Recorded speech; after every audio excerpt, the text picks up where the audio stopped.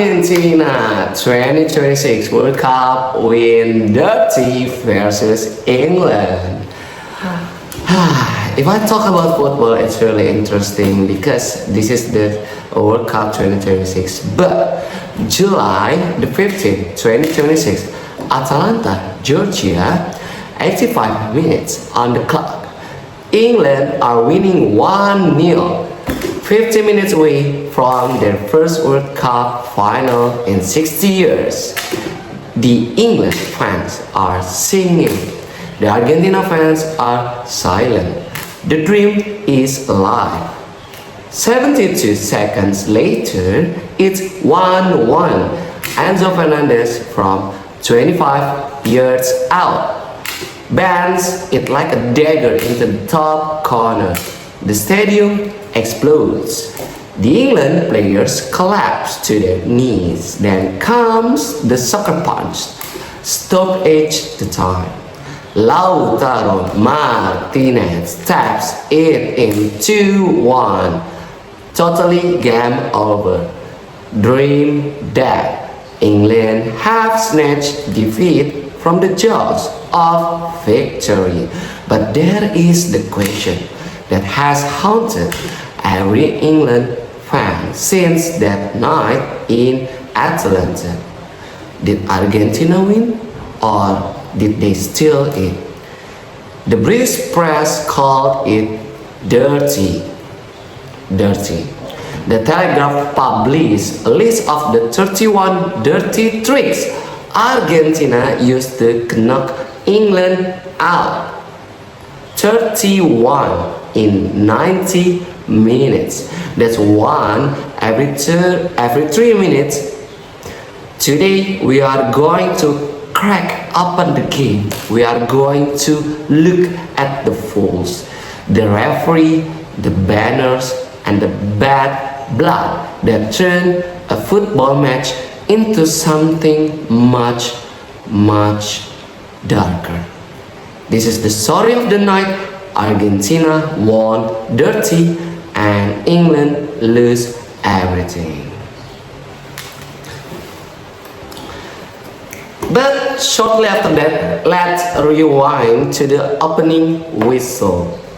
The coaches had promised a clean game. Lionel Scaloni and Thomas Tuchel both said there would be no heated exchanges. They lied. Within 19 seconds, Alexis McAllister shoved Elliot Anderson. Within 2 minutes, Leandro Paredes pushes Jude Bellingham in the back of the ball. Within 3 minutes, Enzo Fernandez strikes Anderson on the back of the neck with his arm.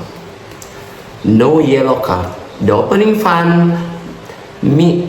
10 minutes alone saw 8 fouls. Argentina committed 12 fouls in the first half alone. But the final whistle, there were 26 fouls, 4 yellow cards, and a whole lot of blood. This was not a football, this was a street fight, wearing football jerseys. The opening exchanges resemble a WWE Monday Night Raw episode more than a match.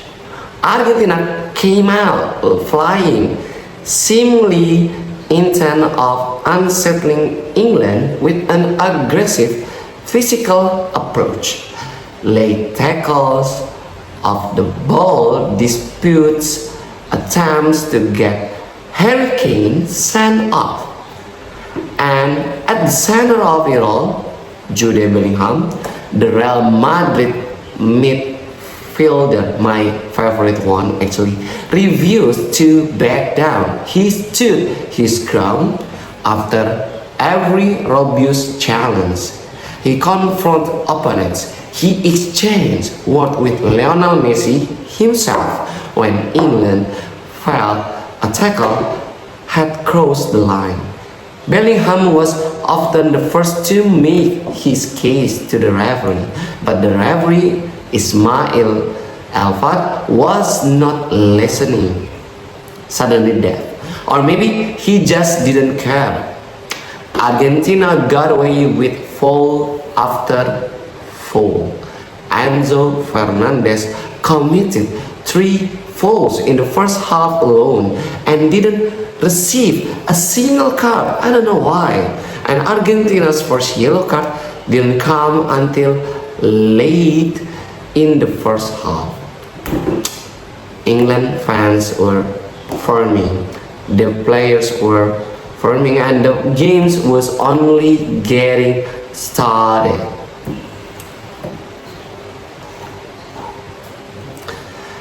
And then came the hope. 55th minute, Anthony Gordon taps in a cross. 1-0. England won at the first. The three Lions are ahead, 15 minutes away from glory. The Argentina fans are silent again. For 30 minutes, England held on.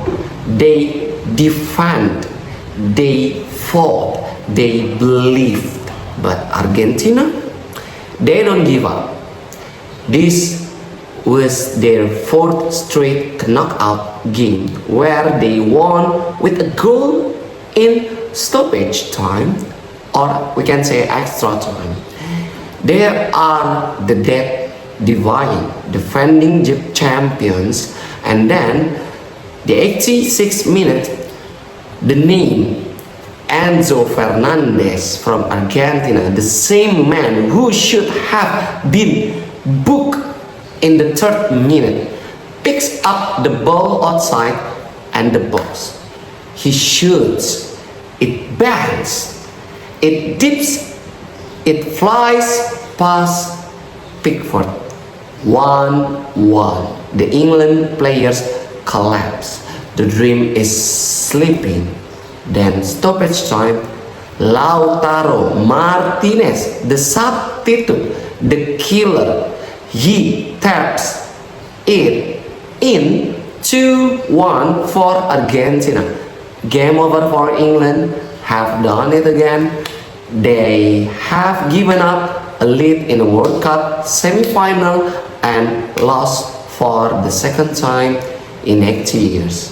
The curse continues. But the real drama that was just beginning. The final whistle blows. Argentina players are on their knees, hats in their hands, and then it happens. Lisandro Martinez and Giovanni Lo Celso hold up a banner. It reads in bold Spanish, Las Malvinas son Argentinas. The Falcons are Argentine. In the middle of a World Cup semi-final on American soil, in front of a billion people watching around the world, Argentina's players injected a 40-year-old political wound directly into the heart of the match. The Falkland Islands is a British overseas territory, population around 3,500 if I'm not wrong, have been the subject of the sovereignty dispute between Britain and Argentina for nearly 2 centuries. In 1982, they fought a 10-week war over it. As 649 Argentina troops died, 255 British personnel died, 3 Islanders died, and now here it was on a banner waved by footballers by footballers. The British government was furious. Prime Minister Keir Starmer's spokesperson said the World Cup might not be ours, but the Falkland Islands definitely are.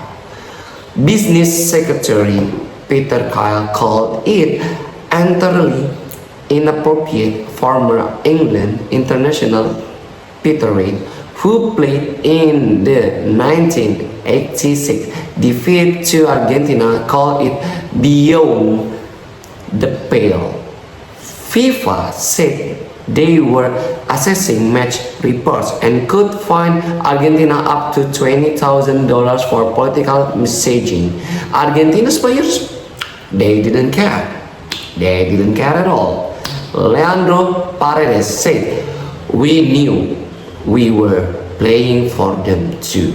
Argentina's president Javier Milei said that banner was perfectly valid and reflects a sentiment shared by all Argentines. And the vice president, she posted a photo of the players with the banner and wrote, "The Malvinas are Argentines. They banned us from the bridging signs into the stadium, forgetting that we carry them into our blood, in our hearts, in their blood, in their hearts." This was not just a football match anymore. No, it's something like a political issues, but bring it wrapped up in football. It was a revenge. It was a history. It was a wound that had never healed. And then it will be the last part. So, did Argentina win dirty? The statistics say yes, exactly. 88 fall across the tournament, the most of any team. 26 in this match alone. Can you imagine that? 31 dirty tricks documented by the British press. The referee says nothing. The referee said that let Argentina get away with the murder. 12 fouls in the first half, only one yellow card. Enzo Fernandez committed 3 fouls, no card. The political banner says everything. This was not just a victory. It was a statement, a declaration, a middle finger to 60 years of history. But here's the thing. Argentina didn't cheat. They didn't score a handball goal like Maradona in 1986. They didn't bribe the referee. They played within the rules, just barely. They pushed, they pressed, they provoked, and when England lost their composure, Argentina bounced back. That's not cheating. That's a gamermanship. That's the dark arts, I can say, and that's winning ugly. England's problem was not Argentina's dirty tricks. England's problem was that they couldn't handle them. They took the lead. They held on the dirty minutes and then they collapsed again. Just like 2018, just like always, the banner that was the cherry on top. A reminder that for Argentina, it was not just a football. It was about history. It was about identity. It was about the island they lost and the war they lost and the pride they wanted back. For England, it was just another heartbreaking exit, another semi-final collapse, another what if. The Telegraph called it snatching defeat from the jaws of victory. The Daily Mail said it was the night our dream finally died. And Argentina, they went to the final. They lost to Spain in extra time, but that doesn't matter because for one night in Atalanta, they got exactly what they wanted. They beat England, they waved the flag, and they reminded the world that some wounds never heal. Whether you call it dirty or clever, Argentina won. And England is again. So, thank you for watching, thank you for listening, and see you on the next week, another chapter about the history of football. Jegi Soner, stories to share.